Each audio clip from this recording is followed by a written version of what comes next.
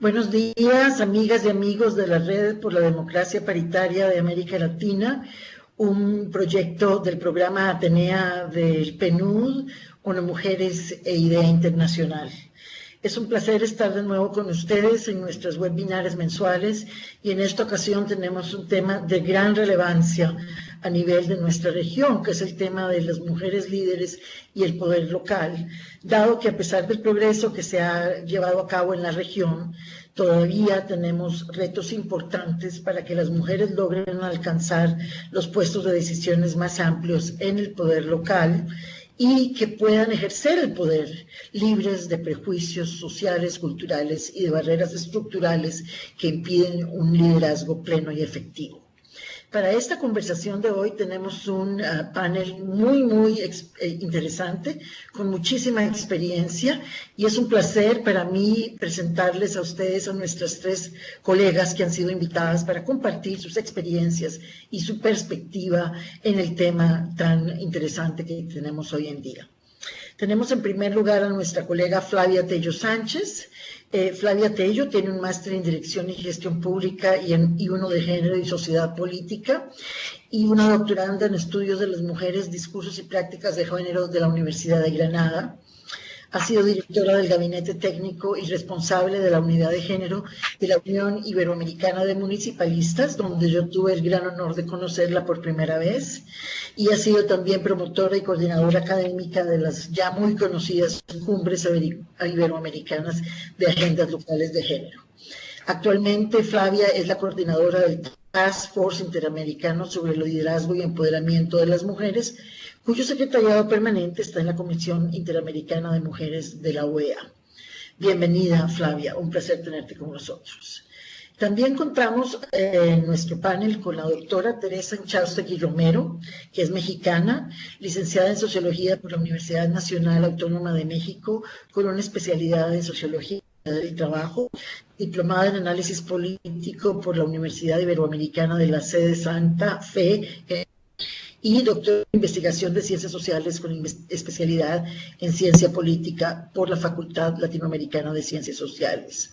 Teresa es profesora e investigadora del Programa Interdisciplinario de Estudios de la Mujer del Colegio de México. Ha trabajado en una variedad de instituciones académicas, además de haber tenido puestos políticos fundamentales recientemente, como ser la directora general del Instituto de Mujeres de la Ciudad de México, donde bajo su liderazgo se pudo diseñar y gestionar un sistema para identificación de víctimas recurrentes en riesgo de violencia femicida a partir de la creación de la plataforma digital de la Red de Información de Violencia, que fue instalado con 900 ventanillas de atención en toda la ciudad. Desde que ella dejó su puesto, está trabajando como profesora investigadora de tiempo completo en el posgrado de Humanidades y Ciencias Sociales de la Universidad Autónoma de la Ciudad de México. Muy bienvenida, Tere, también es una amiga muy querida de hace muchos años. Finalmente, tengo el gran honor de también presentarles a Sergia Galván Ortega, dominicana, educadora, especializada en temas de la mujer, feminista y activista, una gran líder dentro de la región de América Latina y el Caribe. Ella ha sido directora de Políticas Públicas en el Ministerio de la Mujer y directora ejecutiva de la colectiva Mujer y Salud. Es coautora del estudio sobre participación política y acceso a la justicia contenciosa electoral de las mujeres en las elecciones electorales de la República Dominicana de 2016. Más mujeres, más democracia, desafíos para la igualdad de género en la política. Ella ha sido fundadora del Partido Opción Democrática y candidata a diputada en las elecciones del 2016 en la República Dominicana. Sergia tiene más de 40 años de activismo en el movimiento feminista de mujeres y defensora de los derechos humanos. Como ustedes saben, Sergia no necesita presentación, es una persona conocida para todos nosotros. Con este maravilloso y distinguido panel vamos a tener entonces a iniciar nuestra conversación sobre el tema que nos toca hoy. Y lo vamos a iniciar de manera que vamos a tener primero un par de preguntas a cada una de las panelistas y subsecuentemente vamos a responder a las preguntas que nos están mandando las participantes y las escuchas del webinar por medios escritos. Entonces voy a empezar contigo, Flavia. Dime, en tu experiencia trabajando con gobiernos locales en América Latina, ¿cuáles son los factores que contribuyen a incrementar el número de mujeres alcaldesas y concejalas? Bien, muchas gracias, Eugenia, por la presentación, y en primer lugar quisiera agradecerte la invitación y agradecer y reconocer el esfuerzo de las instituciones que hacen el proyecto Atenea, y felicitarlas por esta iniciativa para abrir este espacio de diálogo y de reflexiones en torno al poder de las mujeres en el ámbito municipal. Respecto a la pregunta, bueno, en todos estos ya casi 20 años que tengo de trabajo con los municipios, he podido observar que los déficits de representación de las mujeres en los gobiernos locales se deben especialmente a la subestimación que existe acerca del liderazgo de las mujeres, porque hablamos de espacios de poder que tradicionalmente han sido dominados por los hombres, y de mujeres que han sido a su vez también relegadas al ámbito privado o a la acción comunitaria invisibilizada.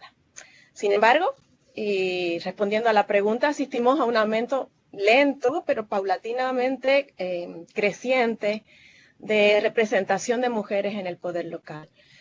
En las últimas 2 décadas, las mujeres electas como concejalas han pasado de un promedio regional del 11% en el año 1996 hasta alcanzar casi el 30% actualmente, lo que en términos absolutos significa casi el triple de mujeres concejalas en América Latina. Y los factores que vienen contribuyendo a ese incremento están relacionados directamente con la aplicación de los sistemas de cuota y las leyes de paridad, que en Bolivia, por ejemplo, ha dado lugar a que las mujeres concejalas representen hoy por hoy el 51,1%. Es decir, se ha alcanzado la paridad en Bolivia. No obstante, es importante también reconocer que es en ese mismo ámbito municipal, el de la región, donde la aplicación de las cuotas y los sistemas de paridad más escapismo ha tenido, podríamos decir, por parte de los partidos políticos que en muchas ocasiones han vulnerado las normas de las cuotas para interpretaciones que han dado lugar a que las mujeres sean colocadas al final de las listas como suplentes o en cargos o en candidaturas destinadas al fracaso, con el único fin de resguardar las posiciones exitosas para los candidatos varones. De todas maneras, también al mismo tiempo es importante reconocer los esfuerzos por mejorar los sistemas de cuotas y avanzar, como ya lo han hecho 8 países, en establecer las leyes de paridad, en el convencimiento de que mientras las cuotas eran medidas temporales de discriminación positiva, la regulación hacia la paridad es una medida de largo alcance, una medida definitiva hacia el logro de la igualdad sustantiva como indicador de la democracia. Y entre otros factores que han incidido también en ese incremento, es importante destacar los esfuerzos, tanto institucionales, sean públicos o privados, como también los esfuerzos personales de las mismas mujeres en fortalecer sus capacidades para el empoderamiento político y para la gestión pública. Y sin lugar a dudas, la apuesta en programas de formación y capacitación dirigido a las mujeres ha contribuido a que estén mejor preparadas para competir en los procesos electorales y también, por supuesto, mejor preparadas para dirigir los asuntos públicos. Y asimismo, quisiera añadir un punto más, que es reconocer el gran aporte que han hecho las redes de mujeres municipios de la región, que constituyen plataformas importantísimas, no solamente de articulación, sino también de defensa de los derechos políticos de las mujeres. Tenemos ahí a COBOL, que por su parte ha contribuido de una manera eficaz y súper pertinente a la visibilización del flagelo de la violencia política que ocurre mayoritariamente en el ámbito municipal, y han conseguido incluso que la violencia política en razón de género sea legislada, sea tipificada como un delito. Y hay otras tantas redes de alcaldesas y concejalas en la región que están movilizando recursos e iniciativas que están contribuyendo sin lugar a dudas a ese crecimiento cuantitativo, pero también a un crecimiento sustantivo en términos de representación y gestión por parte de las mujeres en el ámbito municipal. Muchas gracias, Flavia. Solo para aclarar, la organización ACOBOL es una organización boliviana que trabaja exclusivamente en Bolivia. Y en algún momento volveremos a este tema porque creo yo que la creación de instituciones tipo ACOBOL a nivel de la región es un esfuerzo que debería considerarse. Ahora quiero preguntarte a ti, Tere Ichaustegui, siguiendo un poco la conversación que llevamos con Flavia, ¿cuál es la situación actual en México? ¿Hay más mujeres gobernadoras o alcaldesas? ¿Cómo llegan las mujeres al poder local? ¿Y qué tienen que hacer para mantenerlo en un país particularmente retador como puede ser México? Bueno, en el plano de las gobernadoras, pues sí tenemos un estancamiento muy fuerte. En los últimos años hemos tenido solamente una gobernadora en todo el país. Hay que analizar cuáles han sido los procesos, los fenómenos que están detrás de los partidos en esta coyuntura para que las mujeres no hayamos podido acceder. Ahorita tenemos dos, ¿verdad? En la última elección de 2018 está la gobernadora de Sonora, que tiene ya en el cargo 3 años, y recientemente la primera jefa de gobierno de la Ciudad de México, Claudia Sheinbaum, que accede en las elecciones pasadas, ¿no? Esa es una posición muy importante porque es la ciudad capital en donde hay una mujer que está tomando el gobierno, y bueno, creo que a partir de ahí, podríamos decir que hay un elemento de posición simbólica muy importante que puede favorecer a esa parte. En cambio, en el plano municipal, como bien señalaba Flavia, hemos venido observando un crecimiento constante con saltos importantes. En el año 2000 teníamos solamente el 3% de mujeres en regidurías, presidencias municipales. En el año 2015 se alcanzó el 14% de representación en puestos municipales, y la última elección de 2018 nos da un 27%. Es decir, se han dado trancos largos.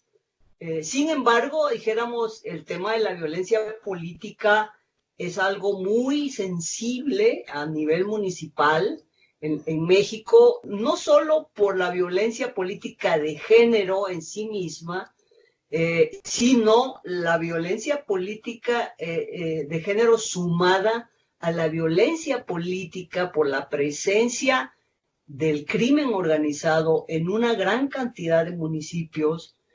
Al menos un cuarto de los municipios tendrían una fuerte influencia del crimen organizado, y también de algo que yo llamo la violencia entrópica, porque la violencia se ha convertido en el país en una forma de dirimir conflictos de todo tipo, desde un accidente de tránsito, un fraude o cosas que, es decir, cada vez más es más barato para la gente, por el grado de impunidad y por el bajo costo que significa contratar un sicario, resolver cualquier tema familiar, personal, de negocios o político vía el asesinato de la persona con la que uno tiene el conflicto.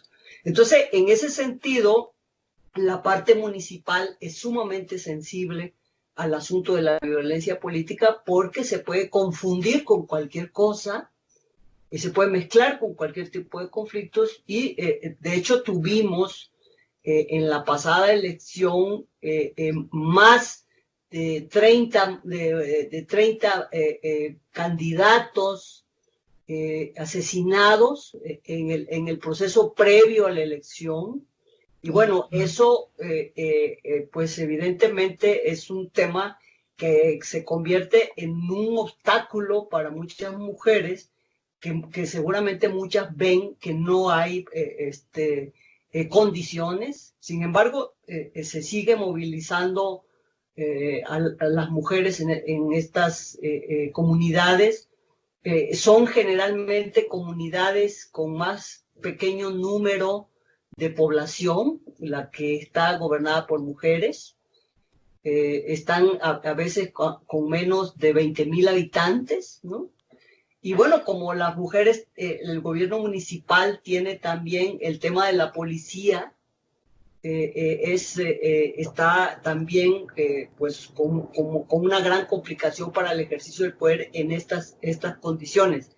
El tema de la reelección de municipios que comienza a ser realidad a partir del 2018 también implica un obstáculo porque los hombres que ya están en los puestos tienen mucho más posibilidades para volverse a elegir y además contar con el aparato del Estado, incluyendo la propia policía y los cuerpos de seguridad para ahuyentar o para agredir cualquier aspiración y a cualquier aspirante mujer que quiera entrar en la disputa.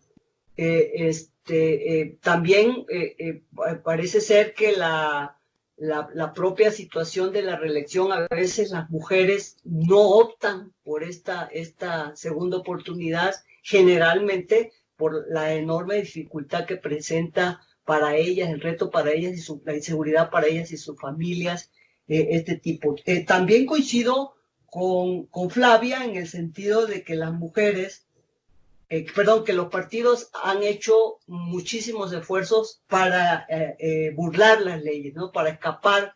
De hecho, incluso en México fue hasta famoso el caso de unos hombres que se hicieron pasar por trans en el istmo de Tehuantepec para poder estar agregados a las listas de mujeres, pero afortunadamente fueron denunciados incluso por la propia comunidad trans y el tribunal les revocó el registro que ya habían logrado, ¿no? O sea, y tal.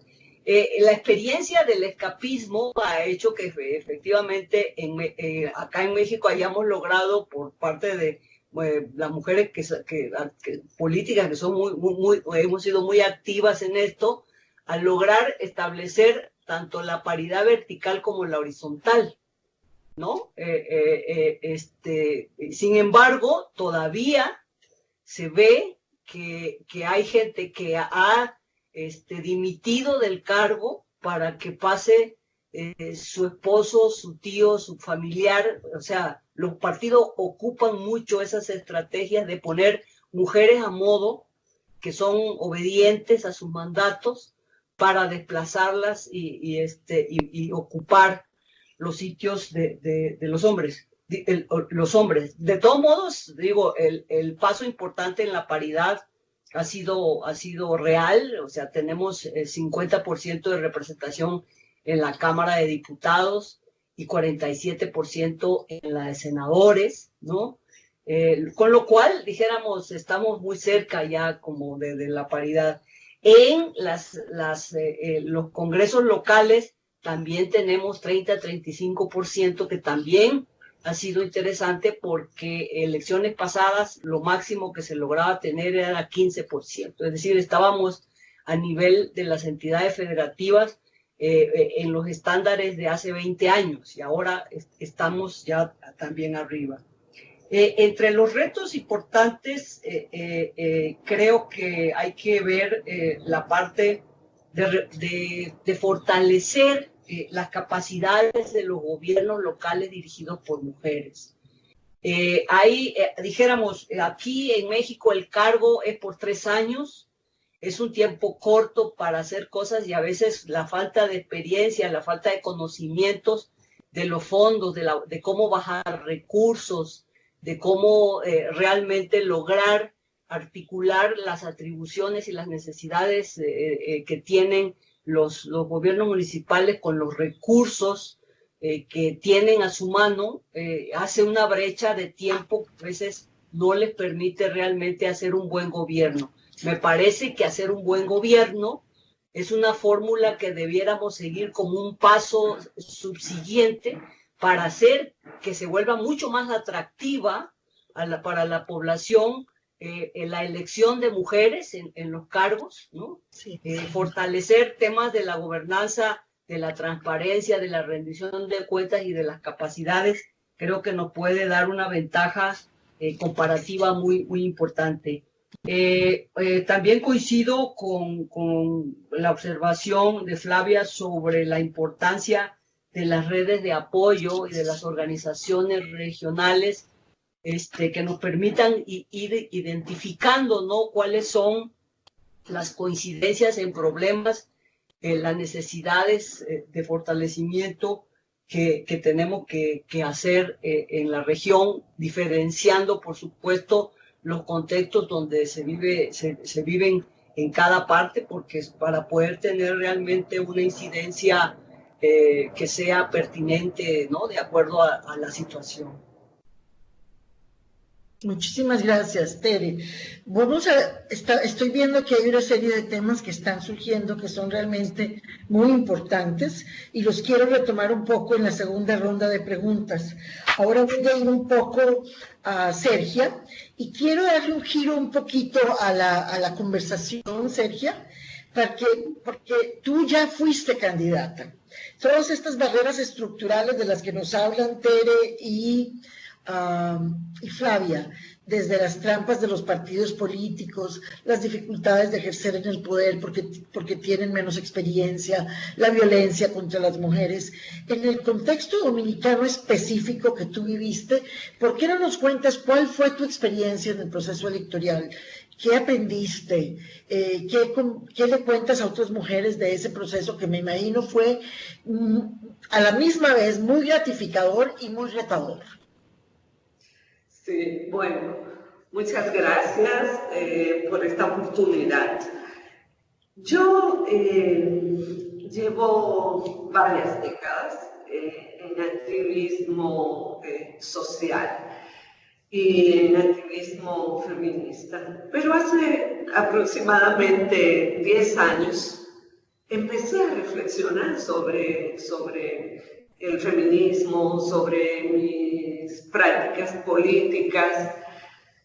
Quizá yo digo, bueno, estaba rebasando ya la curva de los 50, o quizá también todo lo que está pasando en el contexto dominicano y en el contexto latinoamericano. República Dominicana, más de 2 décadas de estancamiento en materia de derechos de las mujeres.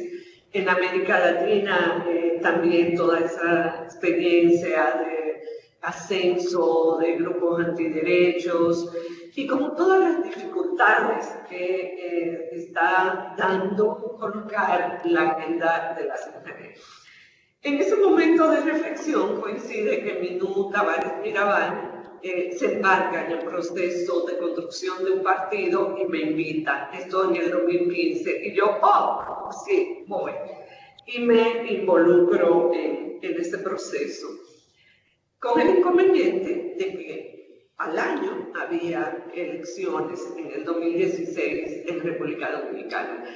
En el partido decidimos ir a las elecciones, primero como una manera de proyectar el partido, que apenas tenía unos meses, y también con el objetivo de colocar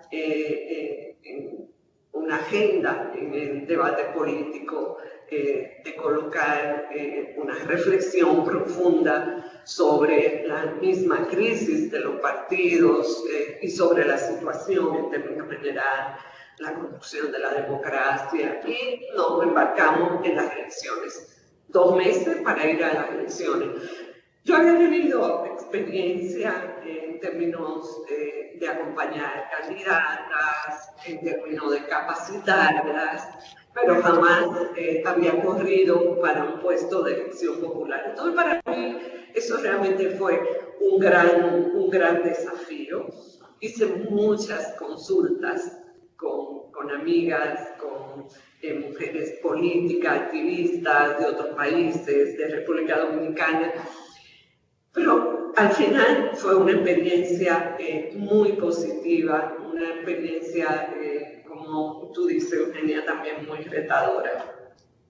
¿Y qué fue lo primero en mi experiencia? Creo que lo primero es ser tú misma. Yo fui a ese puesto con mis experiencias, con mis narrativas, con mis discursos. Entonces yo creo que eso es importante, porque también las mujeres muchas veces, y sobre todo las que venimos del ámbito del feminismo, encontramos, sobre todo los asesores, que empiezan a ponerte trabas y límites que prácticamente te desnaturalizan. Esa traba de que tu tema no lo toques. Mira, yo sé que tú hablas mucho sobre derechos reproductivos sexuales, pero no toques ese tema. Empiezan y te cambian realmente tu narrativa, tu discurso, tu experiencia, y eso impacta realmente en tu proceso, porque no puedes disfrutar la política. Y yo creo que la política también es para disfrutarla. Entonces mi primera experiencia fue ser yo misma. Yo voy con todo este paquete, yo voy con esta experiencia, con este discurso, con esta narrativa. El otro aspecto también importante, bueno, y eso también tuvo mucha aceptación, tanto en el electorado como en la opinión pública en términos generales. El otro aspecto fue que me permitió romper ese estereotipo que, aunque lo había analizado de manera teórica, ese estereotipo en términos de que la mujer es la principal enemiga de la mujer, las mujeres no apoyan a las mujeres. Para mí fue una experiencia totalmente contraria. Recibí una cantidad impresionante de apoyo de mujeres, compañeras de partidos, las activistas feministas, compañeras que incluso no conocía, mujeres también en el ámbito internacional, apoyando, por ejemplo, la campaña. Fue una cosa impresionante. La otra gran experiencia fue ir con una agenda. Yo creo que las mujeres tenemos que ir a estos puestos, participar en estas candidaturas, pero con una agenda. Y lo primero que yo hice fue construir una agenda política, donde estaban mis mensajes, mis discursos, mi propuesta. Y además hacerla atractiva. Hacer una agenda atractiva, cuidando cada detalle. Yo creo que no podemos perder de vista tampoco la estética, y más en este momento, digamos, donde la imagen tiene tanto peso. Entonces, eso para mí fue muy importante. Yo tenía una agenda, tenía un discurso, tenía una propuesta. ¿Y qué me facilitó eso? Que yo no tuve que andar detrás de los medios de comunicación. Los medios de comunicación me buscaban a mí. Yo tuve la oportunidad de participar en los principales debates que se hicieron en el país, en medios televisivos, de radio.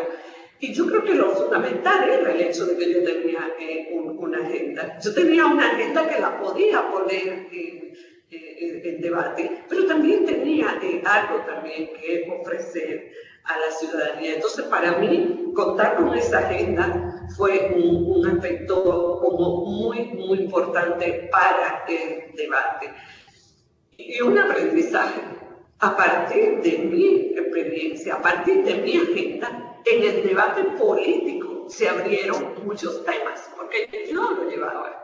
Todo el tema de la violencia política, todo el tema de los derechos reproductivos, todo el tema de los cuidados, todo el tema de la democracia. O sea, eran temas que yo llevaba y forzaban una reflexión. Entonces yo creo que eso fue muy importante. La otra cosa es pensar lo de la imagen y la publicidad.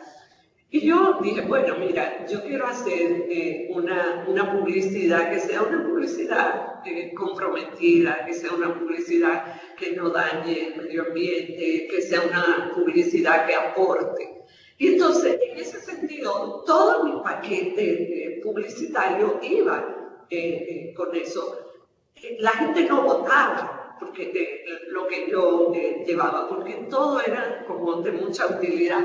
¿Qué sé yo? Por ejemplo, tiempo de mucho calor en las elecciones. Entonces, llevar, por ejemplo, un abaniquito con una propuesta política. Entonces, yo creo que esas cosas ayudaban mucho.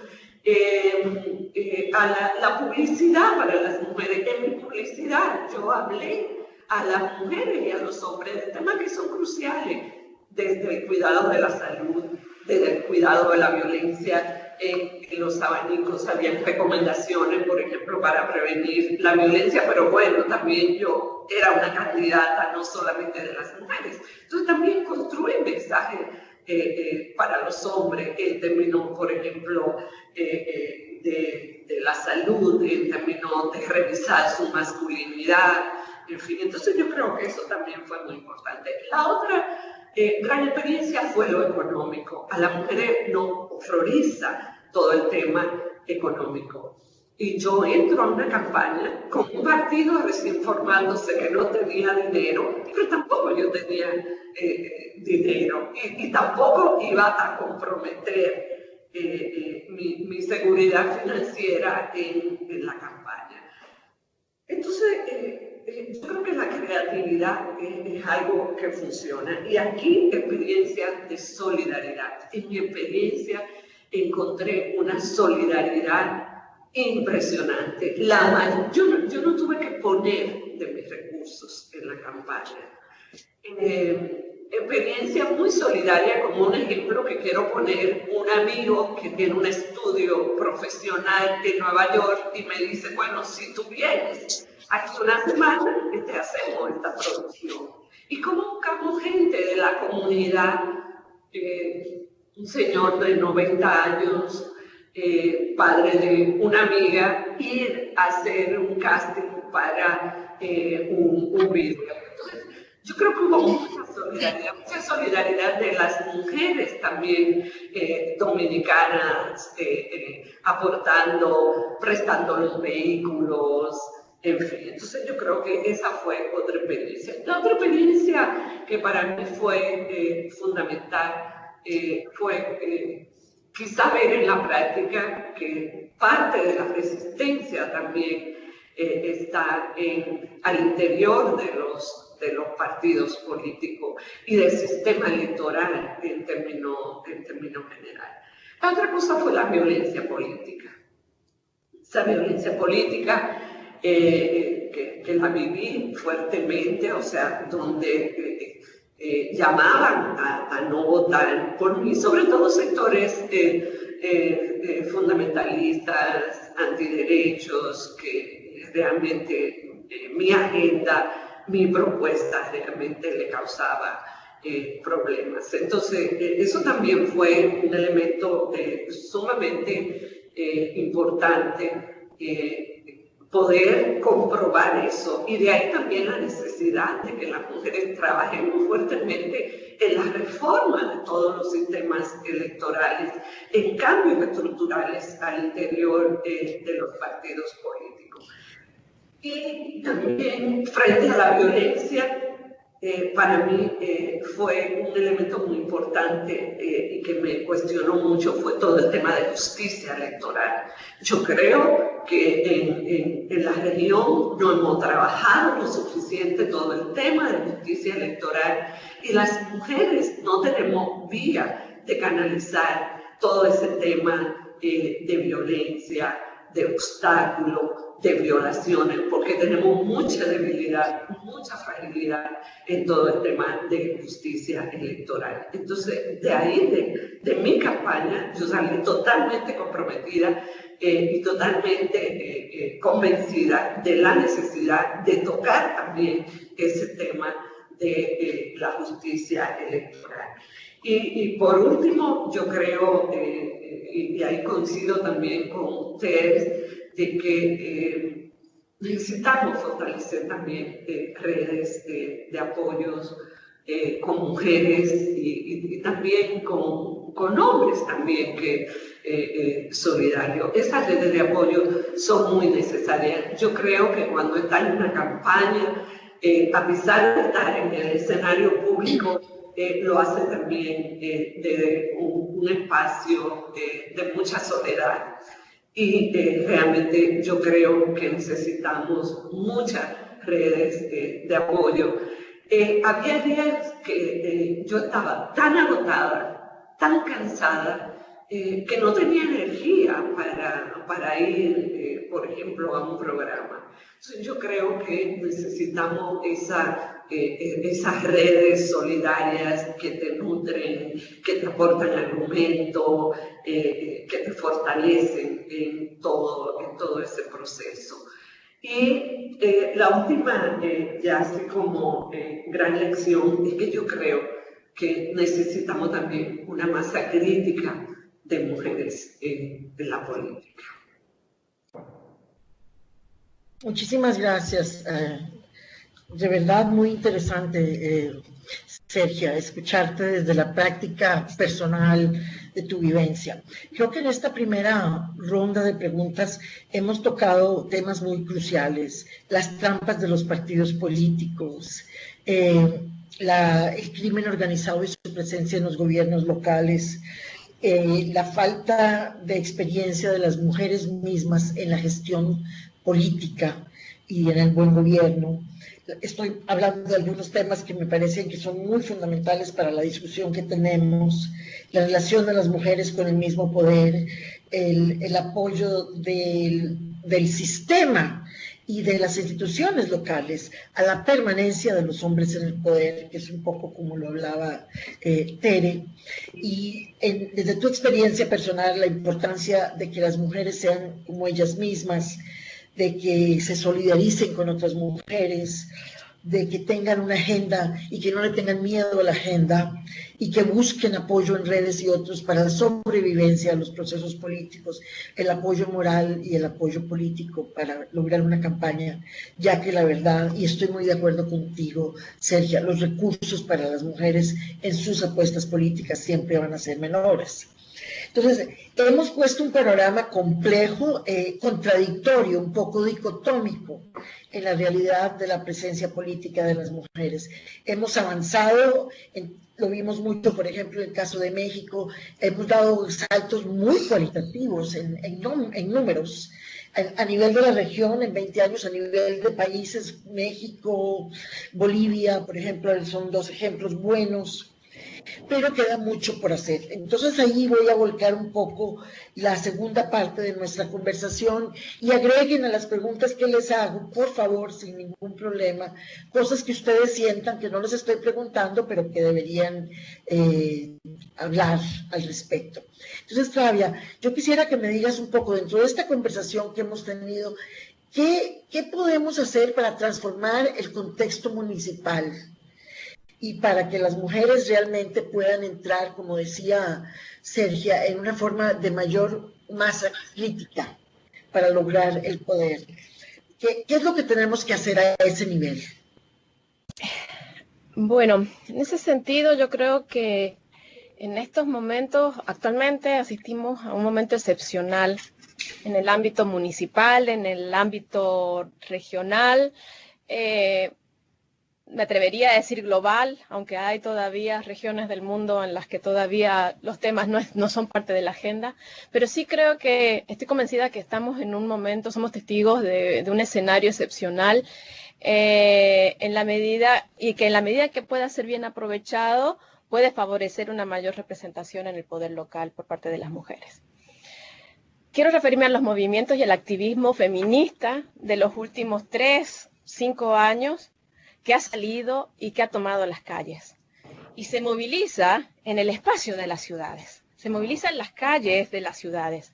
La agenda feminista, el activismo feminista, las movilizaciones, el Ni Una Menos, el Vivas Nos Queremos, todo esto tiene lugar en las calles y está interpelando la forma de entender el poder, está interpelando la forma de hacer política, la forma en que son concebidas las políticas públicas, la forma de concebir los servicios públicos, la forma en que se construyen las ciudades y se diseñan las ciudades.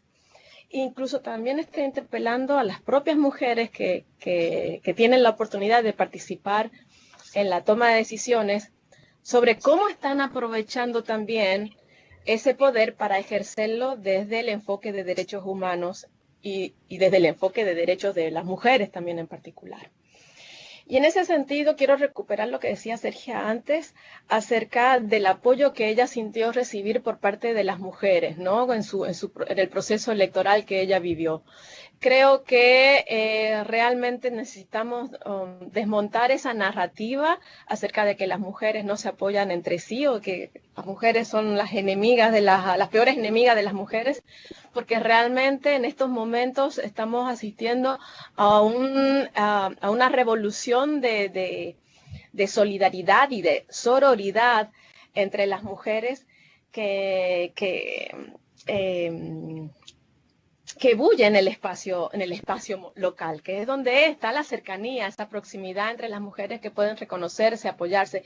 Y de hecho, tengo amigas del camino que trabajan en el ámbito municipal y en muchas de ellas he podido reconocer que sus liderazgos se van potenciando, se van fortaleciendo en la medida que trabajan en esos círculos de apoyo con las mujeres de las comunidades, que sostienen esos liderazgos.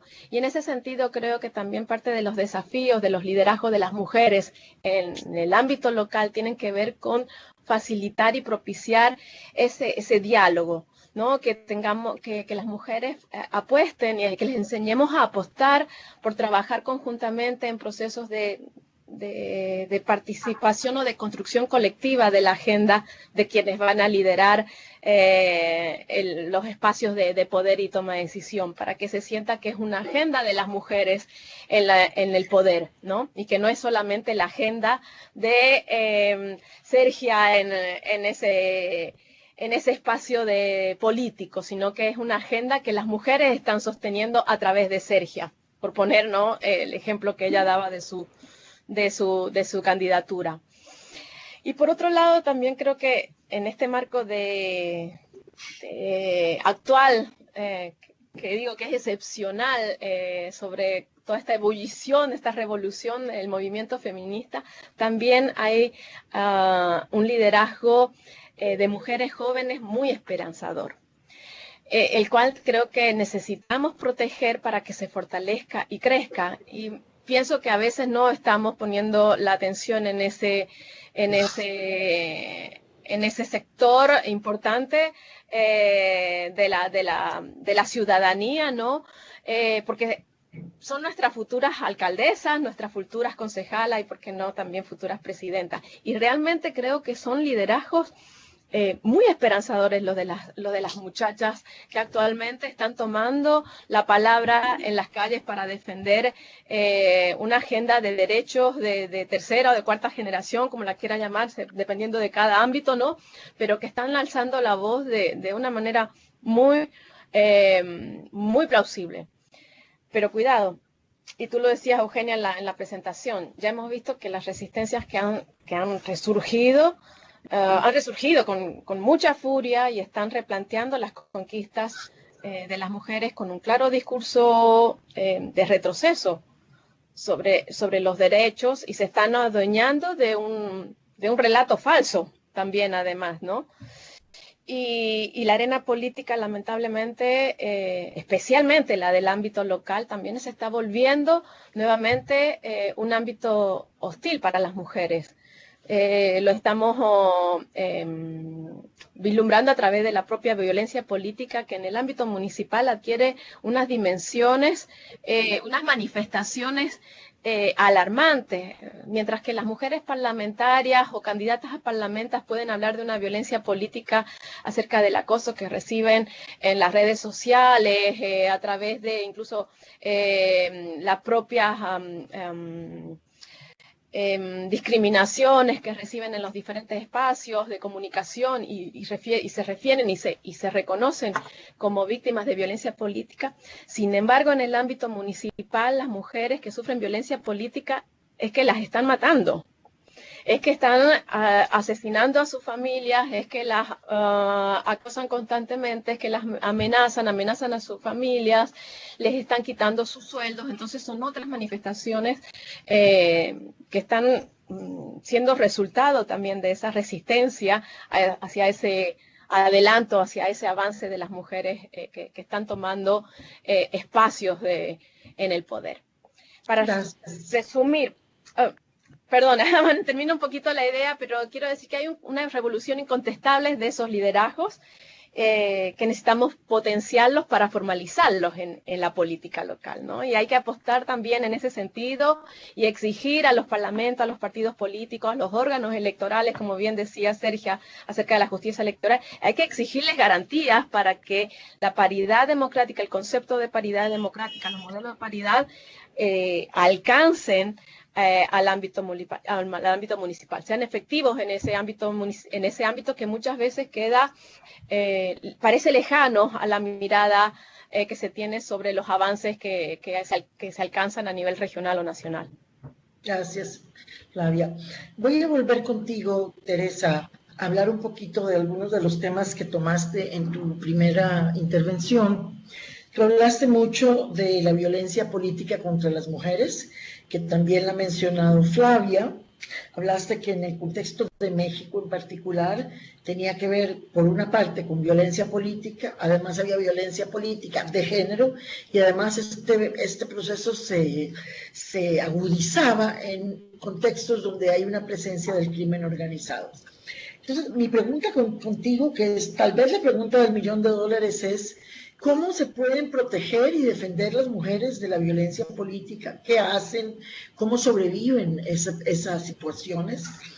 ¿Y qué es lo que en tu manera de pensar y tu experiencia tan larga en estos temas nos dice que deberíamos pensar en hacer, tanto a nivel formal, desde leyes, institucionalidad, cambios, movimientos, para realmente responder de una forma más real a la realidad de violencia en el contexto político para muchas mujeres en municipalidades? Bueno, yo creo que, dijéramos, el entorno de la violencia política que tiene que ver con la parte de la presencia de organizaciones criminales y de lo que decía yo, del uso de la violencia en general como una forma generalizada, molecular, de resolver conflictos, pues ese es un tema de macropolítica que requiere en realidad el rediseño de políticas de combate a la criminalidad y de reconstitución del tejido social, que dijéramos que hay una parte que nos toca, pero otra parte que nos rebasa, ¿no? Claro, claro. Entonces, dijéramos, en la parte que nos toca, me parece que nosotros tendríamos que trabajar mucho más en políticas que tengan que ver justamente con la reconstrucción de condiciones de certidumbre, de participación comunitaria a nivel local, de mejoramiento de las situaciones físicas, de las redes también de apoyo a mujeres, de los servicios de cuidado, por ejemplo, en materia municipal. Es decir, tratar de tener políticas que nos permitan contener la conducta mimética violenta en estos espacios, en jóvenes, en personas. Es decir, hay que trabajar en esta parte como política pública, ¿no? Ahora bien, el tema es que, según, por ejemplo, los datos que yo tengo aquí de un reporte sobre el tema de la violencia política a nivel municipal, en México y en América Latina se confirma el hecho de que la mayor parte de las mujeres gobiernan en el 62% de los municipios gobernados, por ejemplo, tienen menos de 20.000 habitantes. Son municipios incluso mucho menores que eso, ¿no? De que los 20.000 habitantes. Están por debajo de esa cifra. Se trata no de ciudades en donde efectivamente se tengan mucho más posibilidades de contacto con estas movilizaciones de jóvenes, porque incluso las redes sociales, que son el vehículo por el cual se transminan esta movilización, incluso en algunos de muchos de estos municipios no son ni siquiera accesibles. Yo vengo de una región que es entre Chiapas y Tabasco, en donde se vive otro mundo a nivel local, ¿no?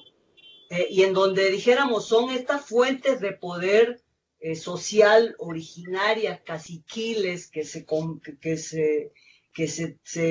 transmutan y se traspasan con las organizaciones criminales, con las conductas criminales, las que tienen mucho más fuerza ahí, ¿no? Entonces, yo sigo pensando en un enfoque, dijéramos, homeopático, en el que busquemos fortalecer a la gobernanza de las mujeres, fortalecer sus capacidades, darle mucho más conocimiento de las herramientas que tienen, armarle equipos. Es decir, yo sí creo que tendríamos que tener tanto todos el desarrollo de estos instrumentos de gobernanza como de medios, instancias para fortalecer sus capacidades y un gran acompañamiento. Yo traduciría, dijéramos, la solidaridad de la que habla Sergia en encontrar alternativas para acompañar estos procesos desde organizaciones, desde redes, y llevar, dijéramos, un poco esta fuerza de la movilización feminista, urbana e institucional a ellas, ¿no? O sea, a mí me preocupa mucho eso. Creo que lo que señala Flavia en términos del fortalecimiento de los liderazgos jóvenes es muy importante, porque ahí también en esos lugares se da. Lo que ocurre es que muchas veces estas jóvenes y estos jóvenes tienen poca contacto con estos contenidos, con estas cuestiones, por lo que yo creo que efectivamente tendríamos que encontrar una forma de ponerlas en contacto, ¿no? Me parece que efectivamente el PNUD, por ejemplo, debe de asumir una política de juventud para la igualdad en la región, que pueda desarrollar, dijéramos, iniciativas directamente canalizadas hacia esta población. Es nuestra oportunidad. Si no fortalecemos eso, si no les damos alternativas, si no buscamos aterrizar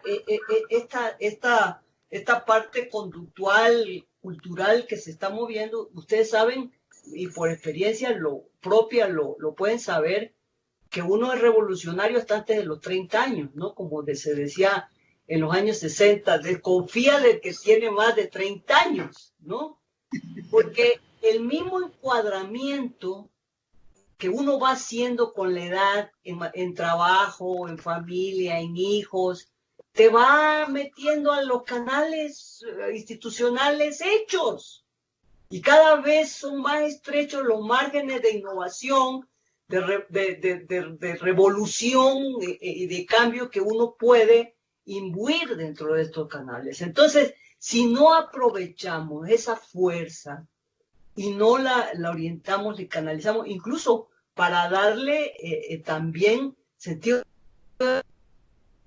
de decir, diferencia de los movimientos feministas de jóvenes en Argentina, en Uruguay, en Chile, en México, el movimiento de feminista juvenil es completamente antiinstitucional.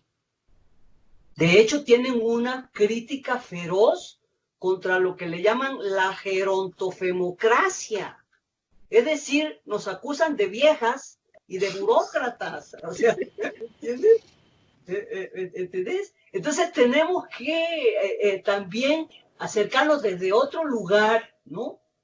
Y proveer la información, porque siento que hay un eslabón roto, acá en el caso de México, entre nosotras y ellas. Aunque estamos en lo mismo, tenemos rotas, digo, no sé si ustedes han sabido, pero bueno, por ejemplo, los ataques a Marta Lamas han estado fortísimos, ¿no? En esta parte.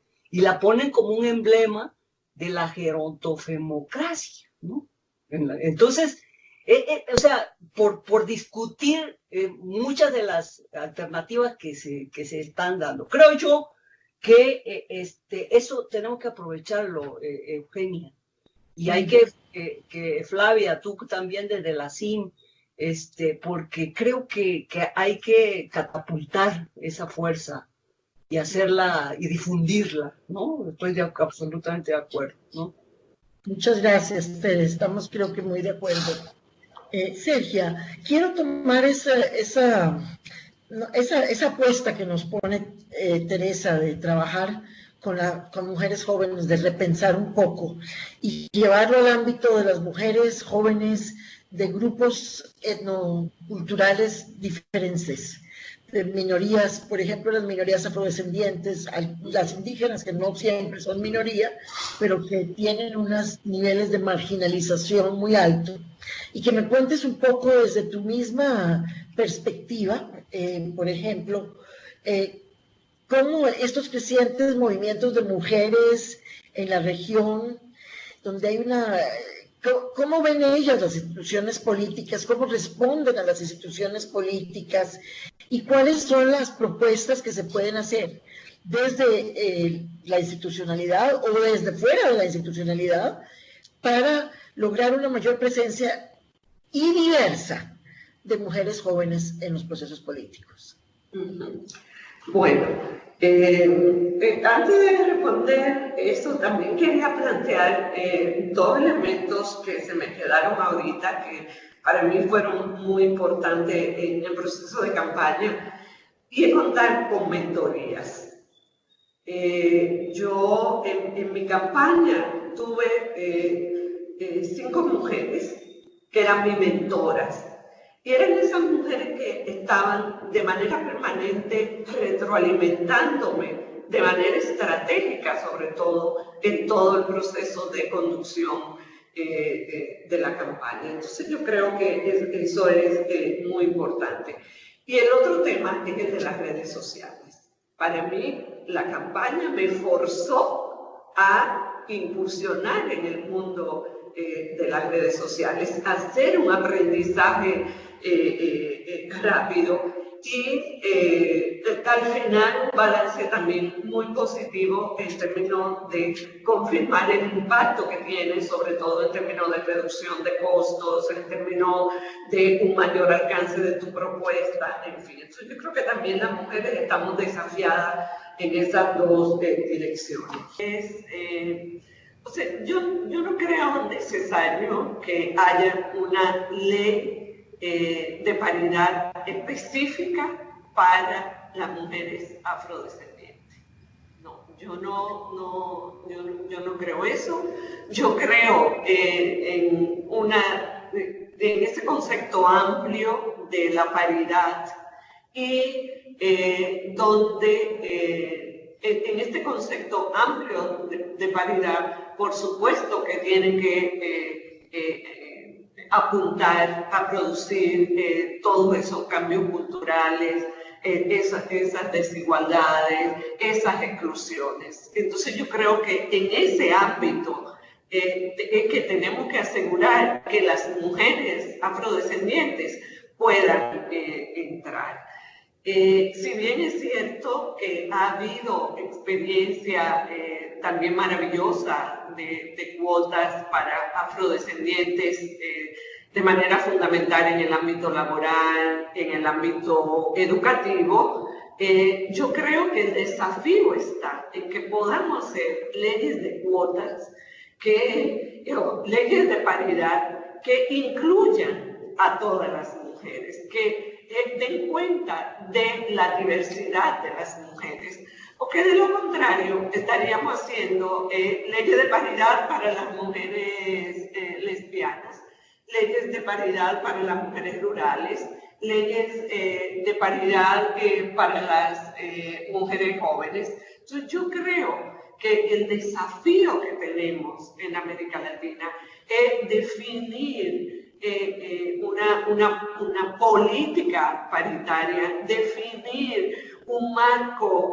legal paritario que pueda interpretar y responder a la diversidad de mujeres. Entonces, ese es de verdad como mi desafío. Yo le apuesto a la inclusividad, yo le apuesto a ese diálogo, yo le apuesto a ir construyendo de manera colectiva.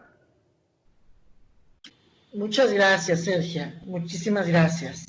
Bueno, realmente el tiempo ha sido fascinante hasta ahora. El tiempo que nos queda es cortísimo. Y quiero hacerles una pregunta de cierre a todas, la misma pregunta, porque son preguntas que nos están enviando desde las personas que nos están escuchando.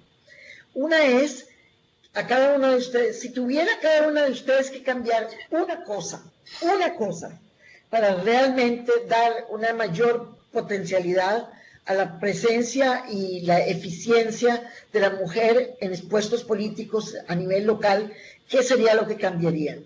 Y la segunda es, es importante, contribuye leyes de paridad dentro de leyes electorales más amplias. No, ninguna de las dos son preguntas que se pueden responder en 30 segundos, pero les voy a dar a cada una un minuto, dado que ya estamos con el tiempo muy corto. Flavia, la palabra es tuya. Bien, bueno, tengo muchas ideas de lo que me gustaría cambiar, pero ciñéndome a tu solicitud, yo buscaría la forma de que cada municipio adopte medidas de paridad como política pública. Si bien sabemos que las leyes de paridad constituyen un instrumento legal de aplicación en el ámbito nacional, de alcance nacional, creo que los gobiernos subnacionales, sean los municipios, las provincias o estados, pueden definir también normas de aplicación territorial encaminadas a garantizar la paridad. Algunos estados mexicanos lo han hecho, han legislado la paridad horizontal, que es un concepto revolucionario que ha mejorado rotundamente los resultados de las alcaldesas electas. En Paraguay, el municipio de José Leandro Oviedo sancionó una ordenanza que impone la obligación de presentar listas paritarias de candidaturas para su junta municipal. En 2016 también la municipalidad de Génova, en Guatemala, una municipalidad muy pequeñita, también aprobó una ordenanza de paridad para la conformación de los consejos comunitarios de desarrollo, un espacio participativo, no formal de la política, pero están obligando a que las mujeres participen en esos espacios de toma de decisión. Luego, en 2018, en Argentina, Rosario y Córdoba, los municipios, sus consejos municipales también han aprobado ordenanzas relacionadas a la paridad para crear listas paritarias en los procesos electorales municipales. Quiero decir, y quiero insistir, en que los municipios pueden tener también esas competencias. Hace falta voluntad para hacerlo. Gracias, Flavia. Tere, cuéntanos, ¿qué cambiarías tú? Una cosa. No te escuchamos, Tere. Tienes que prender tu micrófono. Sí.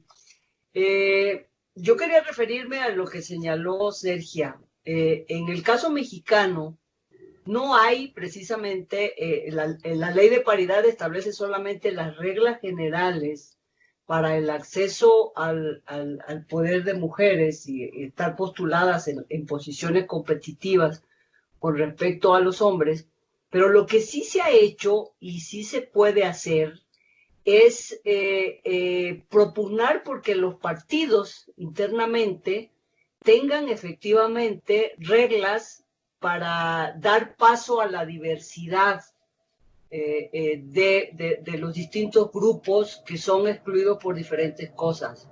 Por ejemplo, varios partidos de izquierda tienen cuotas de personas LGBTI, de personas indígenas, de personas jóvenes. Y yo creo que en ese marco poder plantear que hayan reglas que en los partidos abran esa posibilidad de representación es algo que puede ser muy útil para efectivamente que todas estas minorías puedan tener también espacio en las representaciones a cargos municipales y en general a todo tipo de cargos de elección popular. A mí, bueno, yo en realidad creo que ya mis propuestas ya las hice. En realidad yo creo que las leyes tienen límites para poder producir cosas, ¿no? Abren márgenes de acción, pero yo creo que lo que nos hace falta es nutrir de acciones, de políticas, de instrumentos, de herramientas, todo lo que nos permita realmente hacer que esas leyes se cumplan, que esas capacidades se fortalezcan. Yo insisto en que lo que tenemos que hacer es acompañar estos procesos con recursos de distintos tipos que son necesarios para poder fortalecerlos, asentarlos, consolidarlos y también que se logre el crecimiento en todo, ¿no? Muchísimas gracias, Tere. Sergia. Sí, bueno, yo creo, estoy totalmente de acuerdo con la propuesta de Flavia. Yo apostaría también a políticas que puedan romper con la apatía política de las mujeres hacia participar en los partidos. Yo creo que habría que trabajar también, motivar esa participación política de las mujeres y en los escenarios de la política. Con lo que plantea Teresa, a mí me parece muy bien que dentro de los partidos también se tomen en cuenta esas políticas de inclusividad, pero yo creo que también dentro de todo el sistema electoral en términos generales. Con relación a lo de la paridad, si dentro del sistema electoral, si crear una democracia paritaria, yo apuesto a la construcción de un marco legal de democracia paritaria y que en el sistema electoral se regule la parte que tiene que ver con la participación político-electoral, pero la paridad desborda, trasciende el ámbito de la participación política, de la participación electoral, va más allá. Entonces, si realmente nosotros queremos unas políticas paritarias que realmente cuestionen la base de las desigualdades, creo que tenemos que tener un marco jurídico, un marco legal más amplio que la normativa electoral. Entonces, creo que son dos ámbitos necesarios, ese marco jurídico de democracia paritaria y luego también esa ley, esa regulación de la parte que tiene que ver con participación política a través de la ley electoral. Pero yo veo la política paritaria en el ámbito económico, en el ámbito educativo, en el ámbito cultural, y eso trasciende lo meramente electoral. Entonces, yo veo que son dos niveles y que un marco general de democracia paritaria sería ideal para poder realmente garantizar y asegurar esa igualdad sustantiva, esa igualdad real. Muchas gracias, Sergia. Bueno, con esta presentación de esta respuesta de Sergia, llegamos al final de esta webinar Mujeres y Poder Político Local. Quiero agradecer profundamente a nuestras expositoras Flavia Tello, Sergia Galván y Teresa Anchaustegui, quienes nos han dado una gran cantidad de ideas de dónde podemos irnos dirigiendo. Yo me llevo tres cosas importantes de este webinar. Uno, que realmente tenemos que trabajar en el poder de la mujer, y tenemos ahí un perrito de Teresa, yo creo, que estamos escuchando. Queremos trabajar en el poder de la mujer a nivel local para que ella sea una actora central en la creación de la buena gobernanza, del buen gobierno, que su lideranza sea para otros, liderar con otros y no por otros. Entonces, ahí hay que ponerle mucha fuerza. Segundo, me llevo también de Sergia, y creo que de Teresa, el tema de la necesidad de apoyar y acompañar a las mujeres que están en el poder. Las mentorías, el acompañamiento técnico, el acompañamiento moral y político, tan fundamental, para que puedan ellas realmente crecer dentro de esos espacios políticos en los que están trabajando. También me llevo una cosa que me gustó mucho, dos. Uno, que es la necesidad de hacer una propuesta mucho más amplia y radical de cómo trabajar con las juventudes, hombres y mujeres jóvenes, para crear nuevas masculinidades, para crear nuevos espacios, para responder a sus inquietudes, para ver el mundo desde sus ojos. Y eso lo llevo muy presente, así como la necesidad de crear propuestas de democracia paritaria que incluyan el ámbito económico, social, político y cultural. Y desde la perspectiva de lo que me ha propuesto Flavia, realmente me gusta mucho la idea de que es posible trabajar con los gobiernos locales, por más chicos que sean, en generar propuestas paritarias a nivel local. Con esto, amigas y amigos, llegamos al final de nuestro webinar para el mes de abril del 2019. Les agradecemos muchísimo su participación y nos vemos nuevamente en los webinares de Atenea en el mes de mayo. Muchísimas gracias.